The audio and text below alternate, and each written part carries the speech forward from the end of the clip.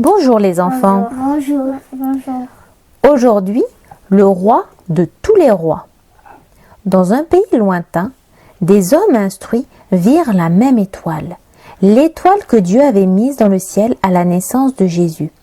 Ils comprirent que c'était un signe, un enfant roi venait de naître. Ils attendaient cette étoile depuis longtemps. Ils étaient sûrs qu'elle apparaîtrait un jour. « Il est arrivé !» crièrent-ils. « Il est arrivé !» Si tu avais été là, tu les aurais certainement entendus rire, danser et chanter jusqu'au matin. À l'aube, ils chargèrent leurs chameaux et enveloppèrent des cadeaux pour le bébé. Ils apportaient leurs plus précieux trésors, de l'or, de l'encens et de la myrrhe.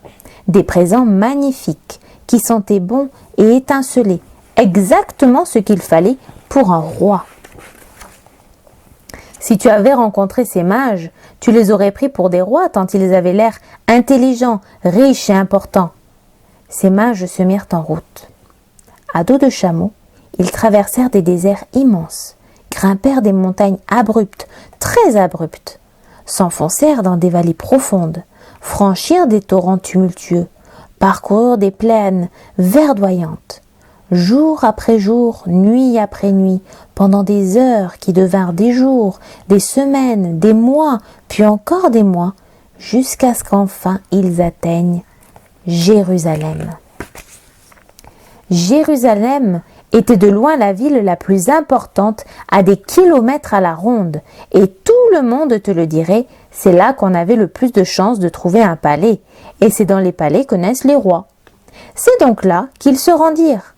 Mais une surprise les y attendait. Ils allèrent trouver le roi Hérode. Il saurait sûrement où se trouvait le bébé. Mais non, en fait, il n'apprécia pas du tout l'idée d'un nouveau roi. Cela le mit même en colère. Mis à part lui, il voulait que personne ne soit roi.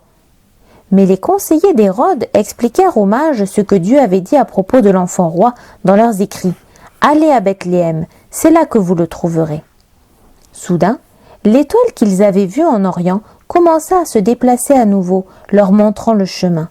Alors, les mages suivirent l'étoile. Ils sortirent de la grande ville, longèrent la route qui mène jusqu'à l'entrée de la ville de Bethléem. Ils parcoururent les rues de Bethléem en suivant l'étoile, passèrent les beaux quartiers, traversèrent les quartiers beaucoup moins beaux, pour arriver à un quartier franchement laid. Ils empruntèrent alors un petit chemin de terre, jusqu'à ce que l'étoile s'arrête au-dessus d'une petite maison. Mais attends, ce n'était pas un palais, et il n'y avait pas de garde, ni de serviteurs, ni de drapeau, ni de tapis rouge, ni de trompette. Rien. Mais s'il s'était trompé, ou bien Dieu le voulait-il ainsi? En effet, ils le trouvèrent là, dans cette petite maison, assis sur les genoux de sa mère, l'enfant roi. Les hommes s'agenouillèrent devant le petit roi. Ils enlevèrent leur somptueux turban. Ils se prosternèrent, le front contre le sol, et lui offrirent leurs trésors étincelants. Tout cela, commencé depuis tant de siècles, avait conduit des mages jusqu'ici, vers une petite ville, vers une petite maison, vers un petit enfant, vers le roi que Dieu avait promis à David des années auparavant. Mais ce roi était un nouveau genre de roi. Il était le prince du ciel, et pourtant il était devenu pauvre. Il était le roi tout-puissant, et pourtant il était devenu un bébé vulnérable. Ce roi n'était pas venu pour être le chef, mais pour être serviteur.